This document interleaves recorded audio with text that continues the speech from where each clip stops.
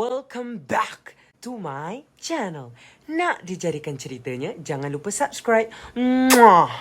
Hai guys, Assalamualaikum warahmatullahi wabarakatuh and welcome back to my channel. Okay guys, Assalamualaikum. So kepada korang yang baru dekat channel ni, nama aku Ikmal No. Dan kepada korang yang dah lama dekat channel ni, masa korang dengan aku kan? Okay guys, so aku nak ucapkan terima kasih kepada korang yang dah klik video ni, dan kepada korang yang dah subscribe, komen, like, and share dan sebagainya dekat YouTube channel aku.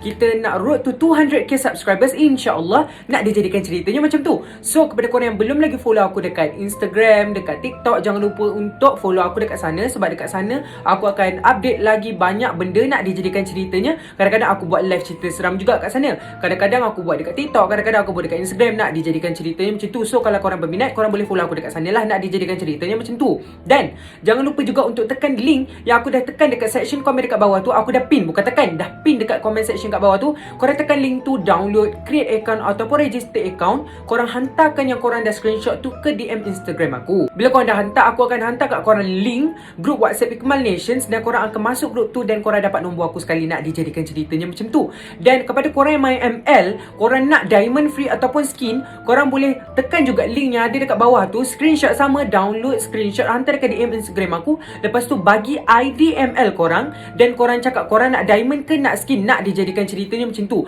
Aku hari tu aku dah buat pengumuman dekat TikTok. Aku akan pilih 5 orang, aku akan bagi diorang diamond ataupun skin nak dijadikan ceritanya macam tu. So kalau korang berminat, korang boleh buat ataupun korang boleh join lagi kontes ni. Sebab lepas 5 orang, insyaAllah aku akan pilih lagi 5 orang nak dijadikan ceritanya macam tu. So korang jangan lupa untuk tekan link yang ada dekat section komen yang aku dah pin kat bawah tu. Okay? Okay guys, pada konten yang lepas aku ada cakap macam ni kan, aku nak buat cerita seram ataupun kisah seram berdasarkan cerita-cerita subscribers aku kan.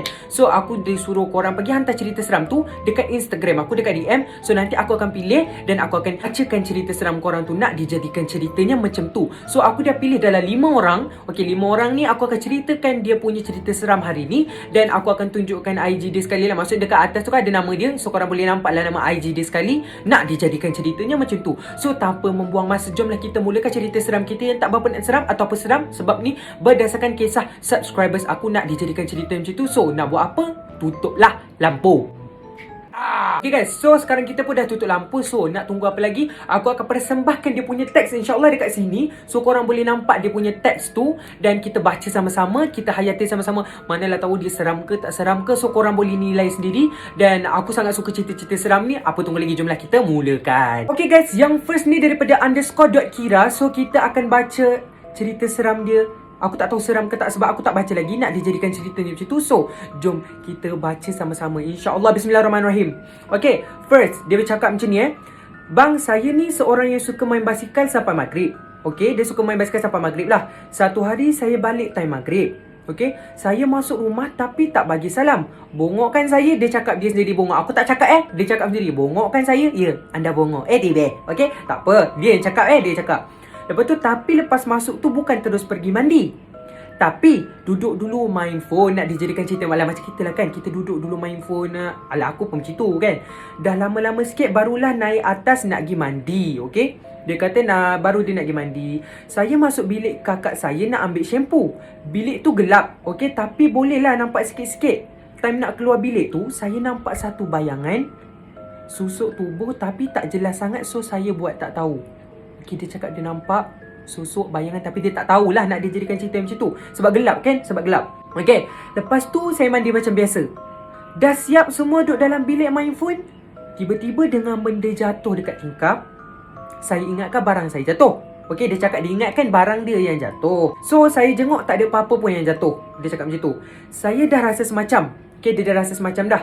Okay, kalau aku baru rasa semacam bukan barang dia yang jatuh. Lepas tu mula-mula dia nampak benda tu. Lepas tu dia ada benda pula yang jatuh kan. Okay, nak dijadikan cerita macam tu. Lepas tu dia mandi macam biasa. Dah siap semua. Saya pun duduk dalam bilik main phone. Okay, saya dah rasa semacam. Okay, dia kata bila dia dengar benda tu jatuh, dia dah rasa semacam. So saya buka pintu bilik. Dia buka pintu bilik. Lepas buka pintu bilik, saya pun sikatlah rambut nak dijadikan ceritanya macam tu. Time-time sikat rambut tu, saya rasa macam ada benda perhatikan saya. So saya dengan banggang ke bangang? Okey, tak apa. Saya dengan bangangnya pergilah tengok tepi, and saya nampak pocong yang sedang menjunguk saya dari tepi pintu bilik.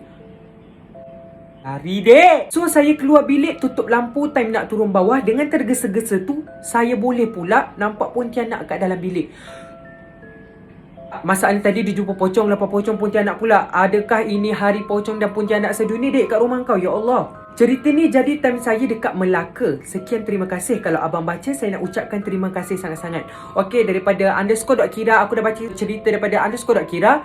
Okey, bagi aku cerita dia memang ringkas tapi padat macam tu. So, untuk aku cerita ni daripada 1 hingga 10, seram dia adalah 8/10 nak dijadikan cerita macam tu. Sebab benda ni aku rasa memang dia suka ganggu budak-budak kan nak dijadikan cerita macam tu. Itulah, kalau korang main balik daripada mana-mana, tiba-tiba maghrib tu nak dijadikan ceritanya, jangan terus masuk rumah tak bagi salam. Bagi salam, lepas tu terus mandi, solat dulu, baru main phone nak dijadikan ceritanya. Sebab benda tu memang sangat-sangat suka lah. Sebab kita tak tahu, kita main rata-rata kan, dekat tempat dia pula tu nak dijadikan ceritanya. Memang kadang-kadang kita akan terbawa balik benda tu, ataupun benda tu suka dekat kita, dia pun ikut kita balik nak dijadikan ceritanya macam tu. Okay guys, so kita pergi kepada cerita seram yang kedua. Daripada siapa ya? Daripada kat sini dia tunjuk Hana Ika kot nama dia. Hana Ika. Okay, mungkin macam tu kot saya sebut, aku tak tahu. Okay, so jom kita mulakan cerita dia. Bismillahirrahmanirrahim. Cerita dia macam ni. Masa hujung minggu, keluarga saya balik ke kampung. Okey, benda ni berlaku dekat kampung, so bukan dekat rumah dia. So Hana Ika benda ni berlaku dekat kampung, ke rumah dia. Okey, korang kena faham, aku pun kena faham macam tu. Sebab aku baru baca cerita ni, so sebab tu aku kena pandang aku punya iPad ni, sebab aku baru baca. Okey, lepas tu kita orang salam atuk dan nenek kita orang macam hari-hari yang biasa. Tapi semua tu berubah bila waktu malam, dan masa tu semua ahli keluarga sepupu dah tidur.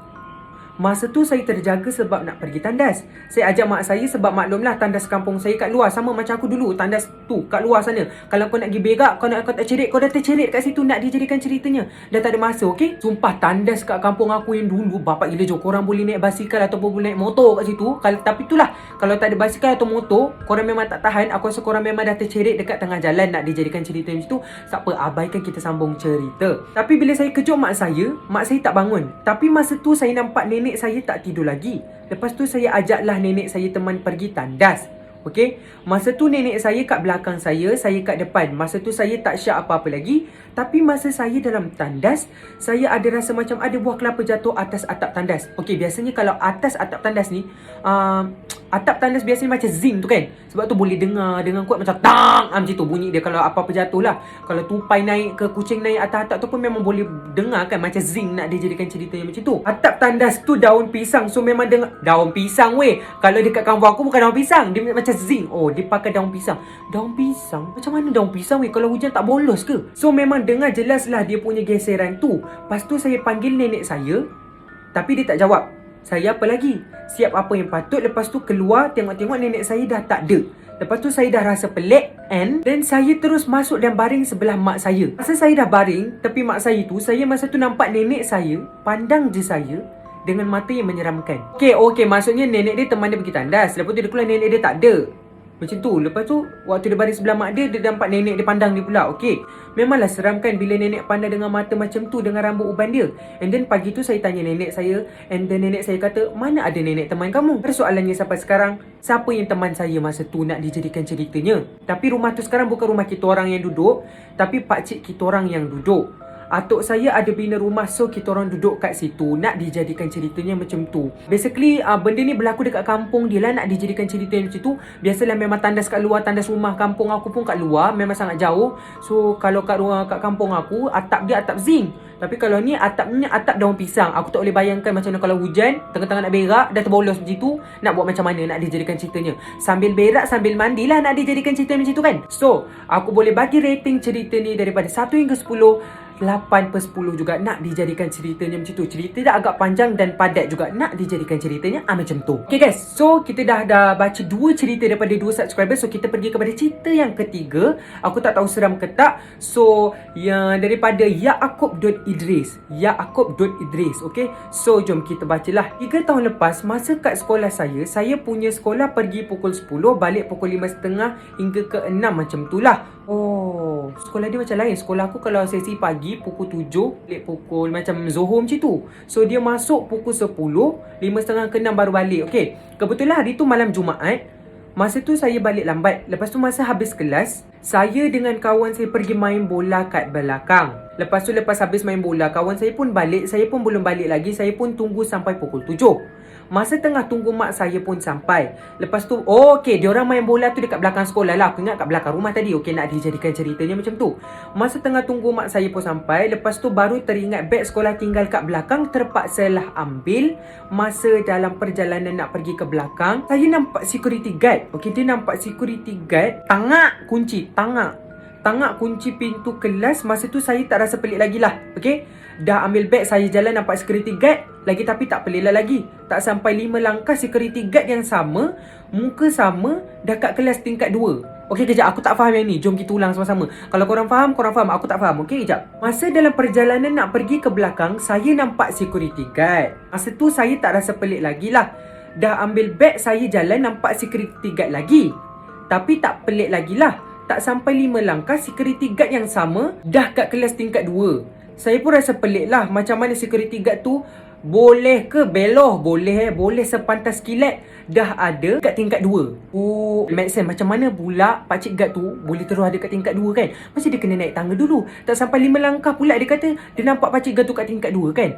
So mustahil nak keliun. Saya pun sepatah kilat lari. Masa tengah lari tu macam ada benda ikut lari sekali, dengan bunyi tapak kaki macam tengah marah ikut saya. So mesti bunyi macam nak dijadikan ceritanya. Mesti macam duk macam, oi, kenapa kau kacau aku? Macam tu nak dijadikan ceritanya lah. Sampai kat lobi, lepas lobi dah tak bunyi dah. Lepas tu saya dah tak berani nak pergi kat belakang. Kalau pergi belakang pun waktu ada kelab atau permainan nak dijadikan ceritanya macam tu. So basically cerita ni pula berlaku dekat sekolah nak dijadikan ceritanya. Waktu tu dia balik lewat, lepas tu dia main dengan kawan dia dekat belakang sekolah main bola. Beg pula tertinggal. Waktu dia nak ambil, dia jumpa Pak Gad tu yang tadi tu. Tiba-tiba Pak Gad tu yang dia tengok tu tak sampai 5 langkah, dia pandang lagi Pak Gad tu ada dekat tingkat 2 pula nak dijadikan ceritanya macam tu. Dan dia pun tergesa-gesa sebab dia takut nak dijadikan ceritanya dan benda tu ikut dia daripada belakang. Okay, kepada korang kan, aku nak cakap lagi sekali sebab kebanyakan penonton aku kan budak-budak kan. Korang jangan main waktu maghrib sampai lewat maghrib, lepas tu baru balik, lepas tu tak mandi, lepas tu masuk rumah tak bagi salam. Bahaya, korang percaya cakap aku. Sebab korang kecil lagi. So benda tu sangat-sangat sukalah nak dijadikan ceritanya macam tu. Lepas tu tengok korang ada pula adik bayi, adik baby kan. So baby ni dia boleh nampak benda-benda tu. Sebab kalau korang bawa balik benda tu tak nak keluar. Adik korang nampak tu yang menangis tak tutup pasal tu, nga. Sebab dia nampak benda tu. Kita tak nampak, adik kita nampak. Nak dijadikan ceritanya macam tu lah. Okay, so korang lebih berhati-hati. Kalau nak main balik rumah ke apa benda semua, balik sebelum pukul 7. So 6.30 ke 6 ke dah balik, dah mandi, dah prepare untuk solat maghrib. Nak dijadikan ceritanya macam tu. Okay guys, so kita pergi kepada cerita seram yang aku tak tahu seram ke tak, daripada Risha 1. Okay, so jom kita mulakan. Okay, bila aku tengok balik dekat atas tadi waktu aku nak screenshot ni, dia kata ni cikgu dia yang mengalaminya. Okay, tajuk dia asrama, nak dijadikan ceritanya macam tu. So jom kita mulakan. Masa tu dia baru balik dari bilik kawan dia. Lepas tu dia masuk bilik sendiri. Takut cikgu kat sekolah asrama tu marah lepas dia masuk.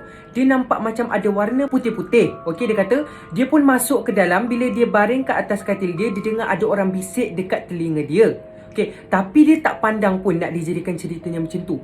Dia pun nampaklah kawan dia lari sana, lari sini. Dia pun ikutlah sekali and dia tengok kawan dia tengah basuh baju. Lepas tu kawan dia cakap, kau kenapa?